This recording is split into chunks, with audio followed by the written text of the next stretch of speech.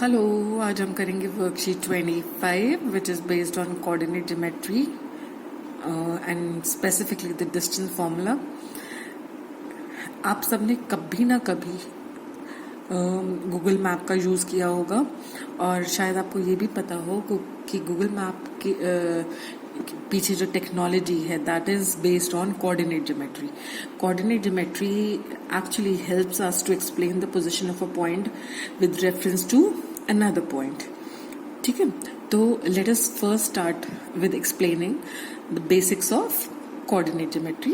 तो आपको पता है अगर एक प्लेन हमें दिया हुआ है and if we divide this plane by two mutually perpendicular lines, these two mutually perpendicular lines divide the plane in 4 different parts. ठीक है, now this line is called the x-axis and this is the y-axis. The x-axis and the y-axis intersect at the point O, which is called the center. अब आप observe करेंगे कि ये जो दो mutually perpendicular lines हैं, इन्होंने इस प्लेन को 4 डिफरेंट पार्ट्स में डिवाइड कर दिया है ना। This part starting from the right is called the first quadrant. इसको हम कहते हैं first quadrant. This is the second quadrant. We are moving anti clockwise. ठीक है, एंटी क्लॉकवाइज हम मूव कर रहे हैं ऐसे। This is the third quadrant and then this is the last or the fourth quadrant. जहां पे ये दोनों एक्सिस इंटरसेक्ट करते हैं that point is called the origin और द सेंटर, और इसके कोऑर्डिनेट्स हम लेते हैं 0 0। This is the point 0 0। अब आपको पता है as we move towards the right on a number line the numbers start increasing, है ना। सीधे की तरफ हम जैसे ही जाते हैं सीधे हाथ को, तो हमारा जो नंबर्स नंबर लाइन पे बढ़ने लगते हैं, दे स्टार्ट इंक्रीजिंग। तो जैसे ही आप एक्स एक्सिस पे राइट की तरफ जाएंगे तो your number will start increasing. यहाँ पे 0 है तो 0 के बाद you'll have 1 2 3 4 5 6 and so on. And since this is a line, it can be extended indefinitely to both the sides. आप इसको दोनों तरफ इंडेफिनेटली एक्सटेंड कर सकते हैं, तो you can have infinite numbers on this line. Now similarly when you go towards the left, आप left की तरफ जाएंगे तो नंबर्स विल स्टार्ट डिक्रीजिंग। ठीक है, तो 0 के बाद यू विल हैव -1, एक बार 1 कम हुआ, फिर 2 कम हुआ, फिर 3 कम हुआ, then you have -4, then you have -5, then you have -6 and so on. इसी तरह से y एक्सिस पे जब आप ऊपर की तरफ मूव करते हैं, इसको आप एक बिल्डिंग की तरह कंसिडर कर सकते हैं। जैसे ही आप ऊपर की तरफ जाते हैं you'll have first floor, then you have second, third, fourth, fifth and so on. इसी तरह से जब आप नीचे की तरफ जाएंगे तो -1, -2, -3, -4, -5, -6 एंड सो ऑन। अब आप ऑब्जर्व कर रहे हैं, अगर हम फर्स्ट क्वाड्रेंट को देखें तो यहाँ पे जो x की वैल्यू है वो सारी पॉजिटिव है। सिमिलरली y की वैल्यू भी पॉजिटिव है। तो in this first quadrant x is also positive and y is also positive. आप जब किसी भी कोऑर्डिनेट को लिखेंगे, किसी भी पॉइंट को लिखेंगे, तो लिखने का तरीका क्या होता है, हमेशा x की वैल्यू आगे आती है और y की वैल्यू पीछे आती है। ये जो x की वैल्यू है, x जो भी है उसको हम एब्सिसा भी कहते हैं। ठीक है, and the values on y axis और the y axis is also called the ordinate. ठीक है, तो आप जब भी किसी पॉइंट को प्लॉट करेंगे इस कोऑर्डिनेट एक्सिस पे, तो आपने ध्यान रखना है कि हमेशा x की वैल्यू पहले आती है और y की वैल्यू हमेशा बाद में आती है। ठीक है, इसी तरह से जब आप सेकंड क्वाड्रेंट में देखेंगे तो यहाँ x इज नेगेटिव, x की सारी वैल्यू नेगेटिव आ रही है, but y is positive. So x is negative and y is positive. Similarly जब आप थर्ड क्वाड्रेंट में आते हैं तो आप देखते हैं कि यहाँ x नेगेटिव है और y भी नेगेटिव है, तो you will have minus comma minus. This is for x and this is for y। Similarly fourth quadrant में आप देख रहे हैं x is positive but y is negative. ठीक है, this is how we plot a point on the coordinate axis. अब अगर suppose हमें 2 पॉइंट्स गिवन है इन कोऑर्डिनेट एक्सिस पे और हमें उनके बीच का डिस्टेंस फाइंड आउट करना है, then in that case, like suppose if we have 2 points A and B on this plane, जहाँ पे x के कोऑर्डिनेट्स है x1, y1 एंड b के कोऑर्डिनेट्स है x2, y2 and we have to find out the distance between a and b. a b का अगर हमें distance find out करना है तो how can we do that? अब आपको पता है सिंस a के कोऑर्डिनेट्स है x1, y1, तो इसका मतलब इसका x एक्सिस पे रिफ्लेक्शन इज x1, 0. यहाँ पे y का कोऑर्डिनेट 0 होगा because this point lies on the x axis, है ना, इसलिए इस पॉइंट के कोऑर्डिनेट्स होंगे x1, 0. इस पॉइंट का y एक्सिस पे रिफ्लेक्शन विल बी 0, y1, क्योंकि this is the y axis. y axis पे x की सारी वैल्यूज 0 होती हैं. सिमिलरली जब हम b का रिफ्लेक्शन देखेंगे x एक्सिस पे, तो the reflection of this point b on x axis is x2, 0. Similarly इसका y एक्सिस पे अगर आप रिफ्लेक्शन देखेंगे तो इट विल बी 0, y2. ठीक है, अब हमें क्या फाइंड आउट करना है? We have to find out AB. Now let us do one thing. Let us draw a line parallel to the x-axis. Let AC be parallel to x-axis. That means BC is perpendicular to x-axis. है ना? I hope this is clear. That means this is making a right angle triangle. अब किसी भी right angle triangle में आपको पता है कि you can apply Pythagoras theorem. In order to apply Pythagoras theorem, आपको पता है what can we do? तो अगर हमें इस पे Pythagoras theorem अप्लाई करनी है तो for that we need to know what is AC and what is BC in order to find out AB, है ना, because AC square plus BC square is equal to AB square. Now AC can be found from the coordinates that we have here. आपको पता है कि अगर हम C का जो रिफ्लेक्शन है x एक्सिस पर, ये जो पॉइंट है इसका सेंटर से दूरी फाइंड आउट करें तो दिस डिस्टेंस इज x2, है ना, क्योंकि आप देख रहे हैं ये जो पॉइंट है इसके कोऑर्डिनेट्स है x2, 0. That means the distance of this point from the centre is x2. Similarly, the distance of this point from the center is x1. Now, if we have to find out the distance between these 2 points, तो इन दोनों points के बीच का distance होगा x2 minus x1, है ना. आप देखिए this is x2.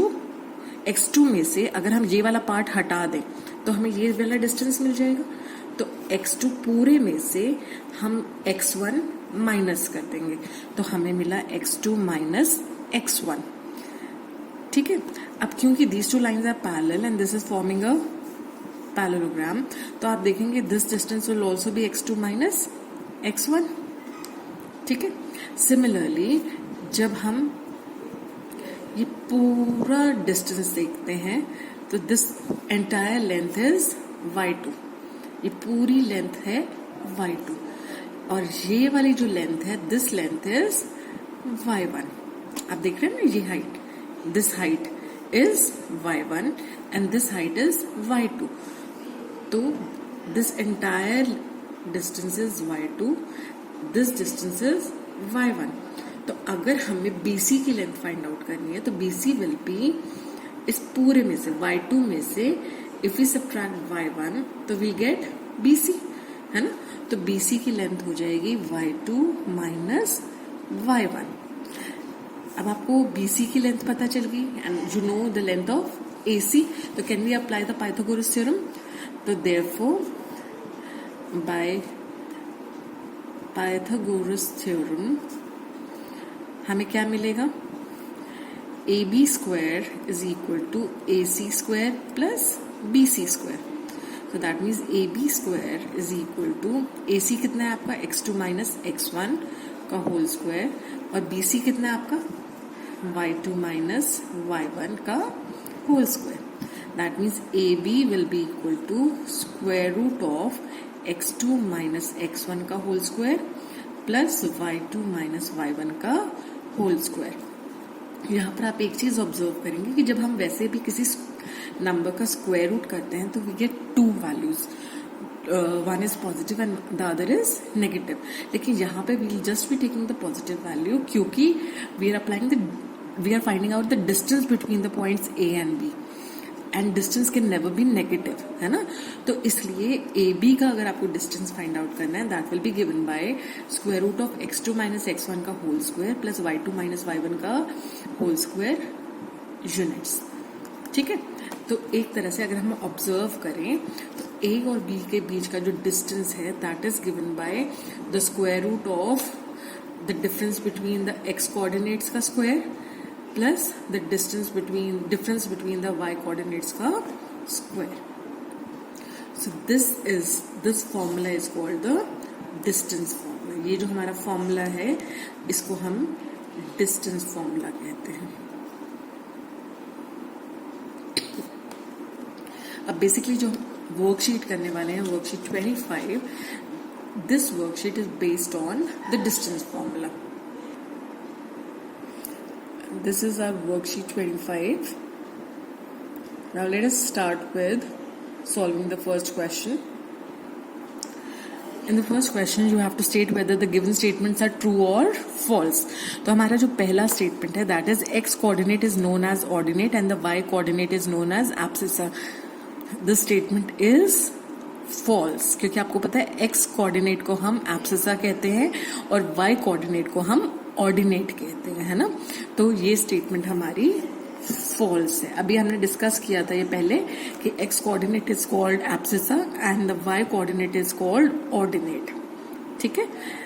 अब जो आपका सेकंड पार्ट है that is coordinates of the point on x axis at a distance of 4 units on the left side of the origin are 4,0.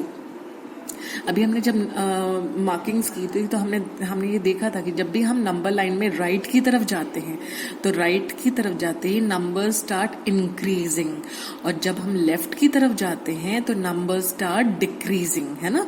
आपने देखा था ना ये नंबर लाइन पे हमने देखा था कि जब हम राइट की तरफ जाते हैं तो नंबर बढ़ने लगते हैं, और जब हम लेफ्ट की तरफ जाते हैं फ्रॉम द ओरिजिन तो नंबर स्टार्ट डिक्रीजिंग. अब क्योंकि ये जो नंबर है that is 4 units to the left of the origin से 4 यूनिट्स लेफ्ट की ओर, तो उसके कोऑर्डिनेट्स क्या होंगे -4,0. 4,0 नहीं होगा, -4,0 होगा. तो इसका मतलब ये जो स्टेटमेंट है this statement is also false. और इसका करेक्ट स्टेटमेंट क्या होगा, coordinates of the point on x axis at a distance of 4 units on the left side of the origin are -4,0, या 4,0 ना होकर -4,0 होना चाहिए. Now the second question is find the distance between the following pair of points. आपको दिए हुए हैं दो, जो पहला आपका पार्ट है दैट इज 3,2 एंड 6,6. अब हमें इन दोनों पॉइंट्स के बीच का डिस्टेंस फाइंड आउट करना है. Let us call this point A and let us call this point B. That means we have to find out AB. ठीक है. अब यहाँ पर x1 क्या है आपका 3 और y1 क्या है आपका 2. इसी तरह से x2 क्या है आपका 6 और y2 क्या है 6. तो जब हम डिस्टेंस फॉर्मूला अप्लाई करते हैं तो distance formula is given by square root of x2 minus x1 का whole square plus y2 minus y1 का whole square. So this is equal to square root of x2 क्या है यहाँ पर 6 minus x1 क्या है 3 का होल स्क्वायर प्लस y2 क्या है आपका 6 माइनस y1 क्या है 2 का होल स्क्वायर.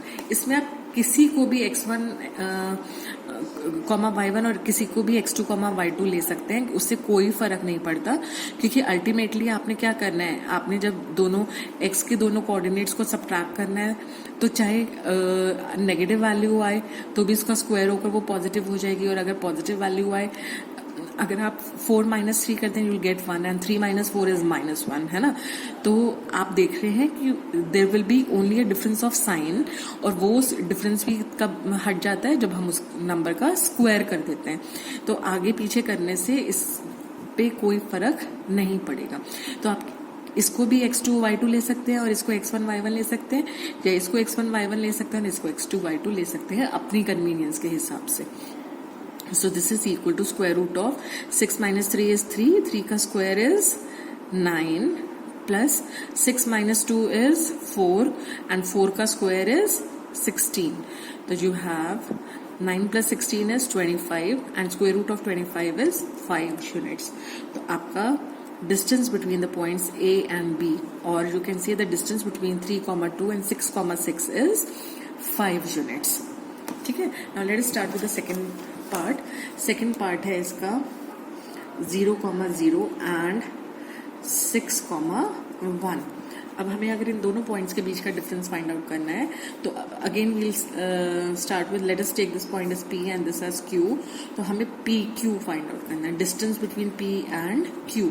तो PQ is given by square root of, अगर हम इसको x1, y1 ले रहे हैं और इसको x2, y2 ले रहे हैं, तो हमारे पास है square root of x2 minus x1 का whole square plus y2 minus y1 का whole square. So this is equal to square root of x2 हमने क्या माना है 6 माइनस x1 हमने क्या लिया है 0 का होल स्क्वायर प्लस y2 हमने क्या लिया है 1 माइनस y1 क्या लिया है 0 का whole square. So this is equal to 6 square plus 1 square, which is 6 minus 0 is 6, है ना। तो यहाँ 6 का square plus 1 minus 0 is again 1, तो 1 का स्क्वायर। तो this is square root of 6 square is 36 plus 1, which is equal to square root of 37 units. ठीक है। Now moving on to the third part. Third part है -6,0 and 4,0। अब इस case में थोड़ा सा उल्टा लेके देख लेते हैं। हर बार हम इसको x1 y1 लेते हैं और इसको x2 y2 लेते हैं ना। Now let us take this as x1 and y1 and this as x2, y2। मैं आपको ये दिखाना चाहती हूँ कि किसी को भी x1 y1 लेने या x2 y2 लेने से आपका जो आंसर आएगा उस पर कोई फर्क नहीं पड़ेगा। ठीक है। अब let us take this as A and this point as B. तो AB, the distance between A and B, or the distance AB is given by square root of x2 minus x1 का whole square plus y2 minus y1 का whole square. So this is equal to, अब यहाँ पर x2 क्या है -6, so this is -6 minus x1 क्या है 4 का whole square plus y2 is 0 minus y1 is also 0 का whole square. So this is square root of -6 minus 4 is -10 minus 10 का whole square plus 0 का square is 0 only, है ना। So this is -10 का square is 100. तो square root of 100 is 10 units. अगर हम इसको दूसरी तरह से लेते हैं, अगर हम सपोज A -6,0 को x1, y1 ले लें और B को x2, y2 ले लें, तो आप देखें AB क्या हो जाएगा square root of x2 minus x1 का whole square, x2 minus x1 का होल स्क्वायर मतलब 4 माइनस ऑफ -6 का होल स्क्वायर प्लस 0 माइनस 0 का होल स्क्वायर। अब 4 minus of minus is plus, तो ये आ जाएगा 4 प्लस 6 का whole square, which is square root of 10 square, which is 10 का स्क्वायर इज 100, 100 का स्क्वायर रूट इज अगेन 10। तो आपने देखा कि वैल्यूज ऑटोमेटिकली, यहाँ बस साइन का फर्क आया और किसी चीज का फर्क नहीं आएगा। यहाँ नेगेटिव वैल्यू आ रही थी, यहाँ पॉजिटिव वैल्यू आ रही है ना। तो आपके क्वेश्चन पर उसका कोई असर नहीं होता। तो आप किसी को भी x1 y1 और किसी को भी x2 y2 ले सकते हैं। अब जो हमें थर्ड क्वेश्चन दिया हुआ है, that is find the value of y, values of y for which the distance between the points P 2, -3 and Q 10, y is 10 units. मतलब यहाँ पर आपको ऑलरेडी दिया हुआ है कि P और Q पॉइंट जो है PQ, इनके जो बीच का डिस्टेंस है दैट इज 10 यूनिट्स। ठीक है, ये हमें ऑलरेडी गिवन है that the distance between these two points, दो पॉइंट्स का डिस्टेंस, अगर suppose this point is P and this point is Q, और इनके बीच का अगर हमें डिस्टेंस फाइंड आउट करना हो तो distance is given by PQ, है ना। तो PQ is 10 units is already given to us. अब PQ डिस्टेंस फॉर्मूला अगर हम यहाँ अप्लाई करें, जब हम जैसे हम एक्चुअली फाइंड आउट करते हैं डिस्टेंस, तो उसके हिसाब से हमारा फॉर्मूला बनता है x2 माइनस x1 का whole square, x2 minus x1 का होल स्क्वायर। यहाँ x2 हमने क्या लिया है 10 माइनस 2 का whole square plus y2 minus y1 का होल स्क्वायर। y2 क्या है अब हमारे पास y माइनस 3 का होल स्क्वायर। तो ये जो डिस्टेंस है PQ, this is equal to 10। ठीक है, अब हम क्या करेंगे, we will remove the square root. Square root हटाने के लिए आपने यहाँ देखा अंदर स्क्वायर रूट का साइन हटाने के लिए आपको दोनों साइड को स्क्वायर करना पड़ेगा।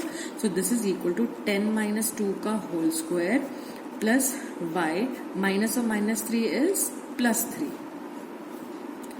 ठीक है, so this is equal to, अब क्योंकि आपने स्क्वायर रूट का साइन हटाया है तो आपने दोनों तरफ इसका अपना स्क्वायर किया है, तो दिस इज इक्वल टू 10 का स्क्वायर। स्क्वायर रूट को हटाने के लिए हमने दोनों साइड स्क्वायर कर दिया।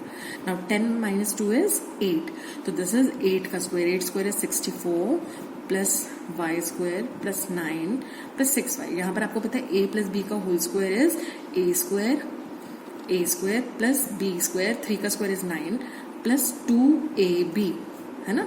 तो दिस इज इक्वल टू 10 का स्क्वायर विच इज 100।